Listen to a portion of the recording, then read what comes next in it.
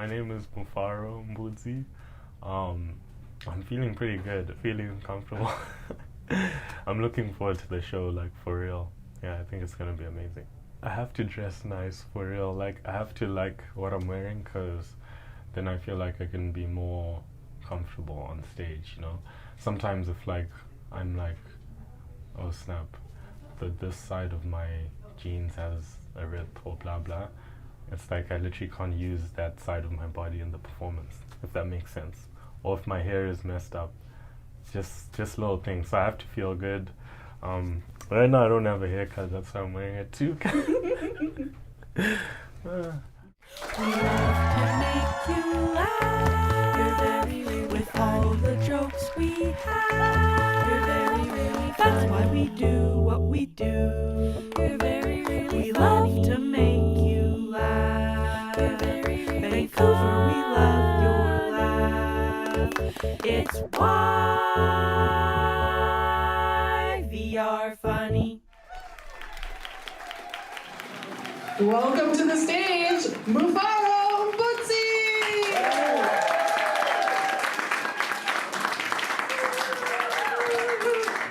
Hey, where the camera at? What's up? What's good, bro? What's good, everyone? My name is Mufaro. I love Vancouver because Vancouver is so diverse, you know? Vancouver is so diverse. I've met more Asian people called Kevin than white people called Kevin. Vancouver is so diverse that if I wasn't part of this show, they would still call it multicultural. You know, that's crazy to me. You know, have like the straight Asian guy, like lesbian white woman, and an indigenous person. So you basically don't need my ass. You know what I'm saying? It's crazy. It's crazy. You know, the ratio in here is messed up. Like for real, I feel like I'm on BC ferries. You know. Oh God, yo, whenever I'm on BC ferries, like going to Nanaimo, they be looking at me like, man, I wonder who's gonna pick him up. You know what I'm saying? Like, damn, it's crazy, man. But I'm from Zimbabwe, you know, it's in Southern Africa, and coming to Canada was my first major trip, you know. It was like 23 hours or something. And then my second major trip was like 4 days. It was the first time I did MDMA. I was so happy, bro. I think I'm still high right now. But, you know, it's crazy, like, my name is Mufaro, right? And then, like, everyone, like, asks for permission to call me Mufasa. You know what I'm saying? And, like, it's really annoying because I'll be like, nah, like, I don't like that. And then sometimes people will be like, girls will be like, yeah, but can you make like an exception because it's basically the same? And I'm just like, okay, so your name is Megan. Can I just call you the girl that sleeps with everyone? You know what I mean? Life is crazy, bro. It's good though. It's good though. Yo, being here in Canada, it's nice. Like, I love interracial dating. You know what I'm saying? That's not why I came here though. Like, it's just like, disclaimer. But it's crazy, like, interracial dating. Like, I dated this Asian girl, right? And she was sweet, she was Filipino, right? So, like, she used to just cook for me and stuff, which is really nice. But, like, her dirty talk was terrible, basically. You know what I'm saying? Like, I feel like if English isn't your first language, you shouldn't try dirty talk. You know what I'm saying? Because, like, we'd be smashing, right? Yeah, you can say smashing. We'd be smashing, right? And then, like, this one time from nowhere, she just yells, once you go black, you never go back. I felt so degraded, you know? For real, like, I was like, damn, like, she's basically telling me, like, I'm introducing her into the world of, like, black penetration or whatever, right? And I was like, that's crazy, because, like, I knew we were gonna, like, knock boots or whatever, but I didn't know I was taking her to platform 9 3/4.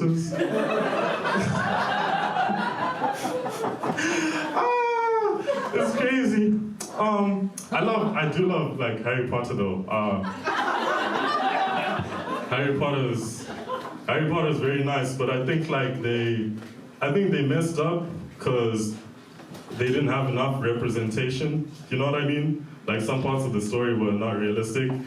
I mean, like the whole thing was not realistic. But they missed on some opportunities, like they had no black people playing Quidditch. You know what I'm saying?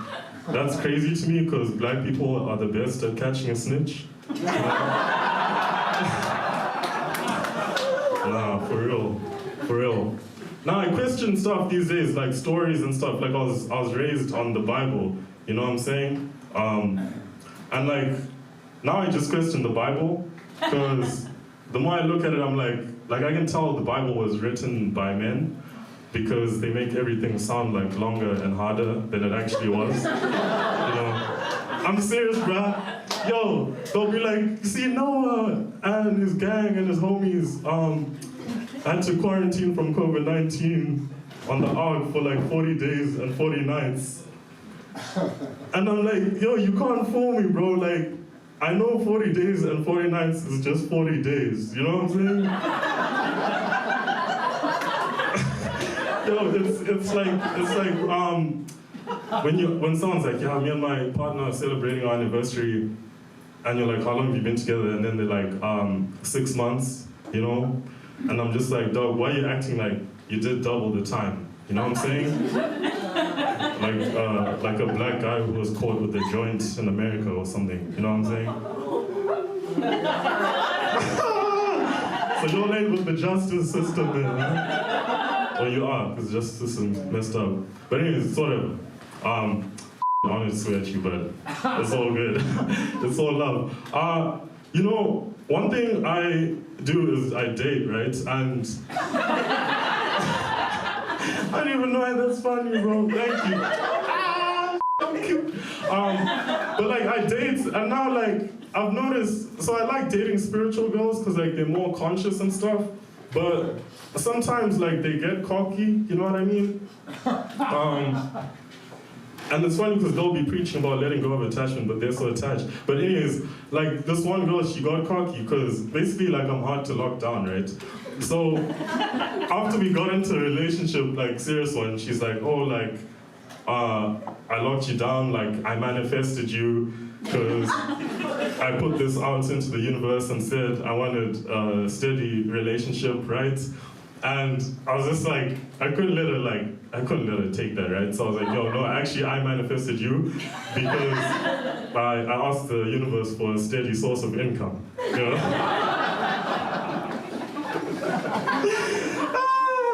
Crazy.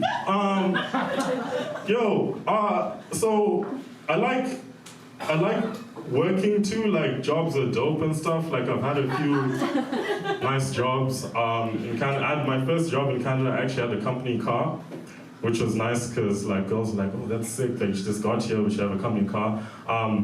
But I'm just happy like they didn't know it was a forklift, you know what I'm saying?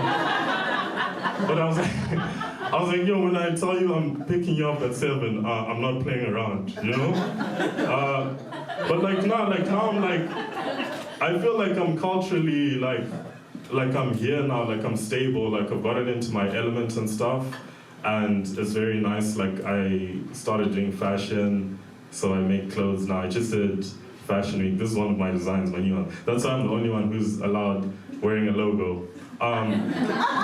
Which is funny because I had to sign papers before the show saying that I won't sue the show for wearing my own stuff. And I was like, damn, I think I won. You know what I'm saying? Like, I think I won.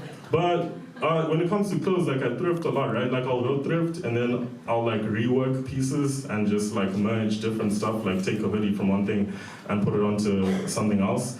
So basically my like clothes are non-binary, you know what I'm saying? But basically, let me give you some advice. If you go to a thrift store and you donate clothes too, because that's the thing you can do, like never be around to see the price that they put on your clothes. Because you'll be disappointed, basically, you know? I once gave them like Value Village. By the way, Value Village is overpriced. They're so corrupt now, it's crazy. But anyways, if you donate clothes to like Value Village, don't go back and check the price. I gave them like Vans. Then I was in the neighborhood a few days later, and I saw the Vans. They priced them for like $7.99 only. You know what I'm saying? And they were really good quality. So I actually felt really offended. You know what I mean? Like I felt disrespected. So I decided to steal them back.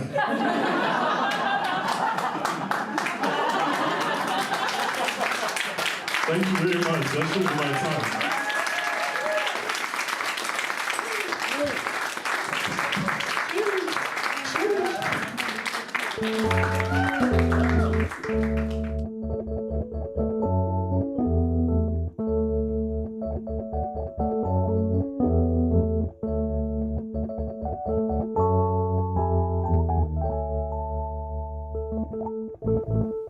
I really enjoy the fact that it's very easy for me.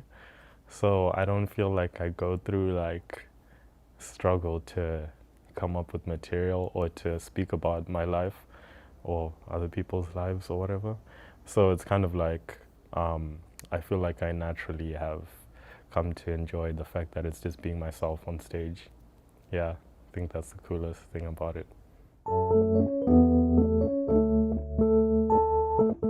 I would say, okay, I think nerves annoy me because sometimes I'm so confident in my material and have this, I have this image of myself as being so forthcoming and so confident and stuff. So when I get nerves, it's almost like it kind of takes away from how I perceive myself a little bit. But I've learned to like accept it and to just realize that it's part of the moment of being a performer.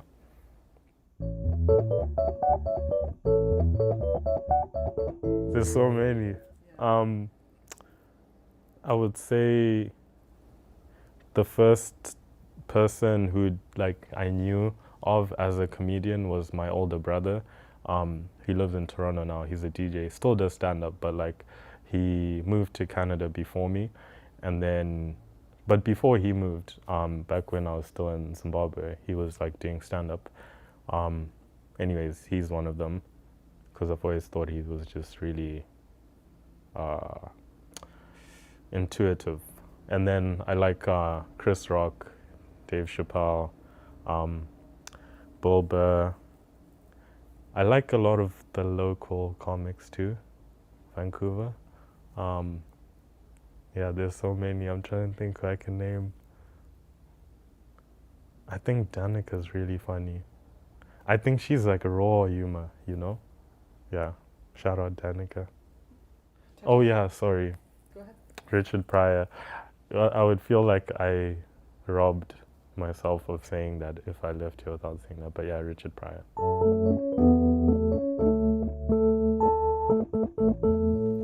So in high school, we used to roast each other like ridiculously. It was so savage. Like people, you see in Africa, people are way less PC, you know? So it's like they'll roast your car, how poor you are, like your clothes, your mom, especially if you had like an attractive mom or something. People incorporate it into like war cries and singing at sports games and stuff. So it's like, it just taught you to be quick on your feet because the people that survived was like survival of the fittest. Like if you were quick and could turn attention onto someone else, it was like, huh. So I noticed actually it was an art form at that point, like early high school, like maybe 15, 16 or something. But I think when I realized it was like a thing, I used to watch actually Last Comic Standing with my brother when we were back in Zimbabwe. And it was just so entertaining, like I think 16, 17 or something. Yeah, or 15, I don't know.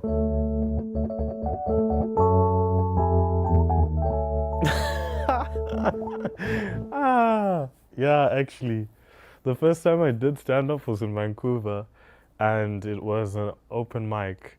And what happened is, so I came to SFU, right? So I come to university, but I had a brother already at university in Alberta, University of Alberta, and I had a brother who was living in LA. So they were like, oh, our little brother came to North America. So they both visited at the same time. And then I remember giving them a tour of my university, and then they'd been doing stand-up, so they were like, we're gonna go to like an open mic, and they were like, yeah, you should write a set too.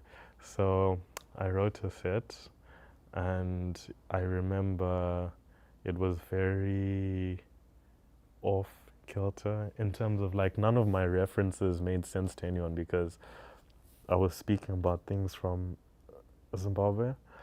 But I remember one joke went well, and it was that like people always ask me where I'm from, and then I'm like Zimbabwe, and then they're like, oh, that's that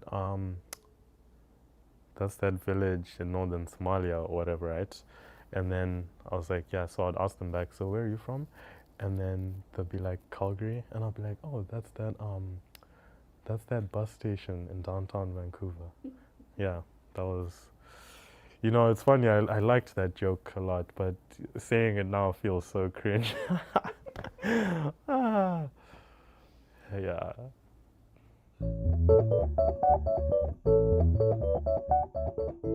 Okay, so after that first open mic, whatever, there was like a talent show thing at SFU, and I don't know, people would just enter for whatever talents and stuff. I was like, yo, I think I'm actually pretty good at jokes. Like I just had a knack for it because I just have a knack for like manipulating words and stuff, you know, wordsmith vibes.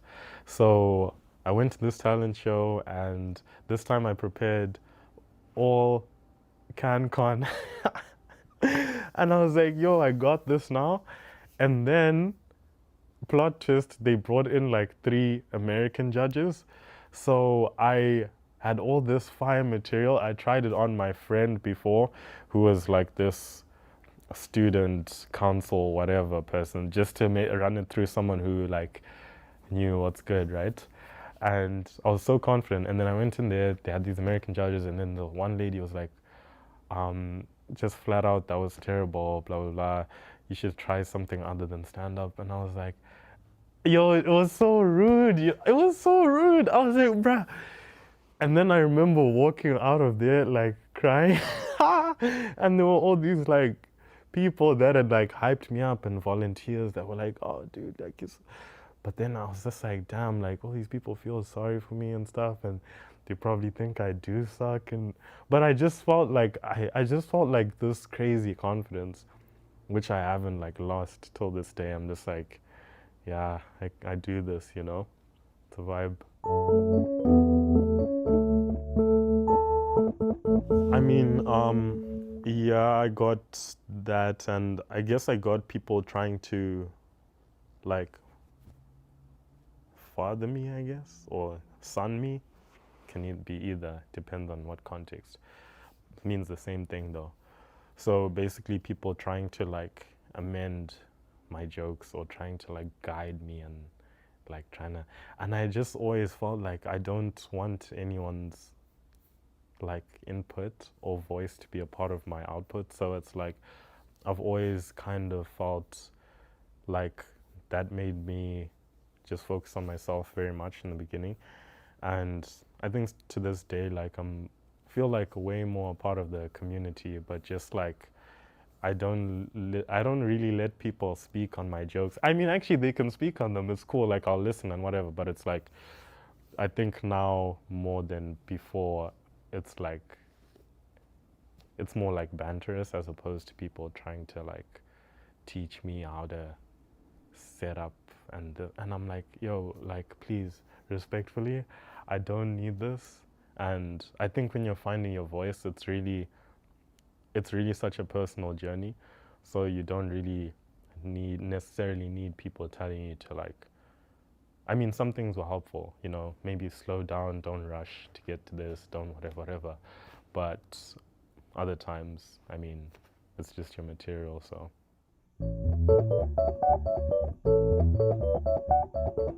Honestly, stand-up is like all about the flow state, and sometimes, like, something I learned is going in there and delivering a set from head to toe that you've prepared works sometimes, but for the most part, it's like, I mean, like, it's people, like, you know, things happen, like, there's people that have come before you and things that have happened in the show, or you're at a really strange venue, or there's just things other than your material that sometimes become a part of your set.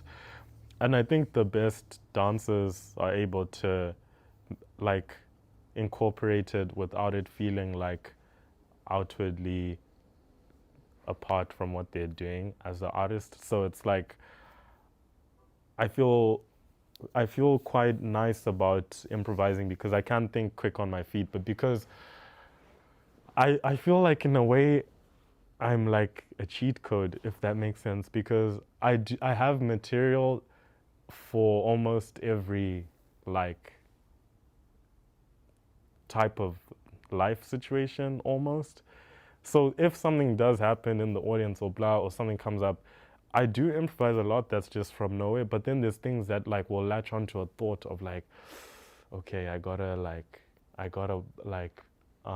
stall them and then walk into this like joke from maybe like 3 years ago that somehow fits into this situation or something. So sometimes it's like having an archive. Oh,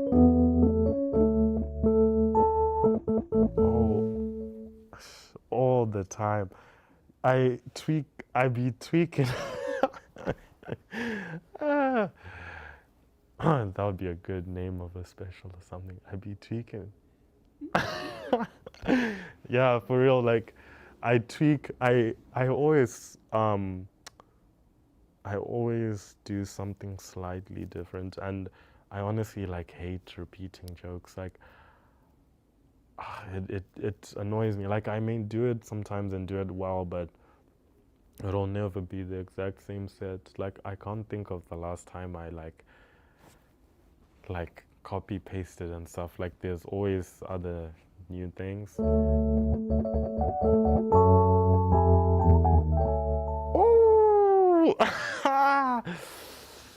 damn, that's a good question.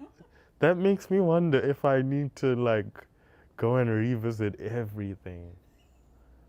Because it's like sometimes I'll shelf something because it's so good that I've told it once or twice or 3 times and I know it works, and I'll just save it for a day when I'm filming something or recording something official, because I'm like, yeah, I think it's the life of the joke. It's kind of like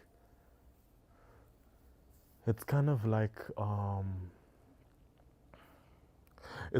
being like, how do you know when pizza is done, type of thing, because if it's baked well and then you chose your toppings, right? It's like at some point you don't need to really add anything. It's more about enjoying the finished product and being like, okay, that recipe is signed, sealed, and delivered. So I feel that way a little bit with some of my jokes. So I'm like, oof, I mean, I could even go further with this. Well, that's what I'm thinking now since a minute ago. But I don't know, it's fascinating. Actually, that's a great question. I feel like that's like an existential question a little bit.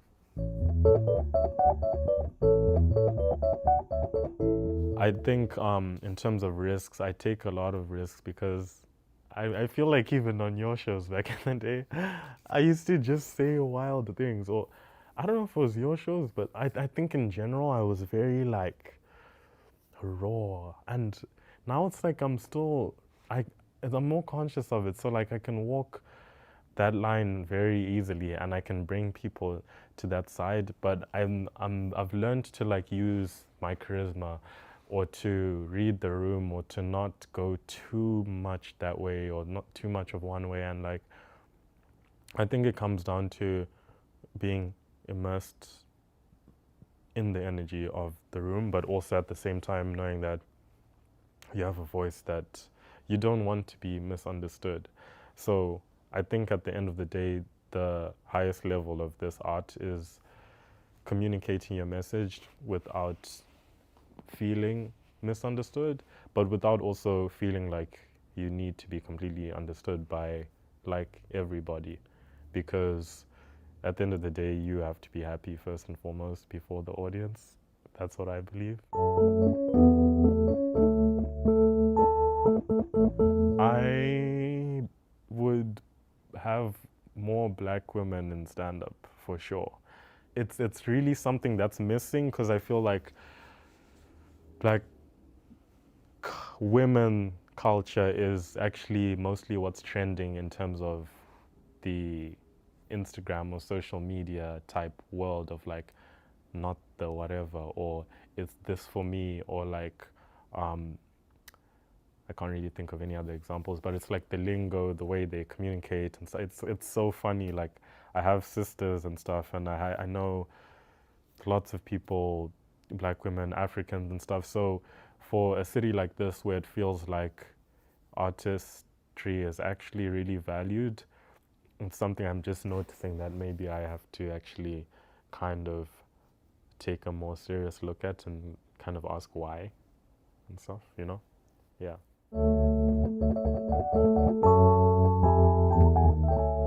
I think when I look at things that have changed in other people, yes, I can see them, but it's like my focus is not there, so I think the scene is relatively the same. And yes, there may be a lot more independent shows, this or that, but also looking at the industry as a whole in the world and not just the city we're in, because that's where I look at context usually. I would say, you know, things are probably where they should be. Maybe there's less, maybe people are more politically correct now, but I think the people at the top levels are still pretty much doing what has been done for like however many years, 40 plus.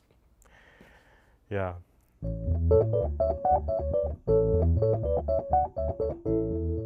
Oh, I thought I was amazing, honestly. I was like, yo, my flow state, that night I was in a flow state. The only thing is I had to like adjust to not swear, but it ended up being really good for me, because I felt like, oh, this is what it feels like to like package your message slightly differently, but without needing profanity. And it was like, the crowd was so good, the energy was good. I felt like my toque was just dangling or something. Like, I saw it afterwards and I was like, I could have cared more about my appearance for sure. But I was also just like happy to be in a room and part of a production and not like just performing because, oh, there's this show that happens. Because that's kind of where I'm at now, where it's like, I don't do very much stand-up unless it's my show or a show I really like. So being on that and being on that again, because I think I was on your show pretty recently before that, it's like, to me, it felt very comfortable and fun, and I think everyone actually killed it that day. Like, I was like, yo, this is the kind of spaces, you know? It was so good. We love to make you laugh with all the jokes we have. That's why we do what we do. You're why we are funny. Richmond to Surrey, Delta and Deep Cove. We love to make you laugh. We love to make you laugh. We love to make you laugh. Vancouver, we love your laugh. It's YVR Funny.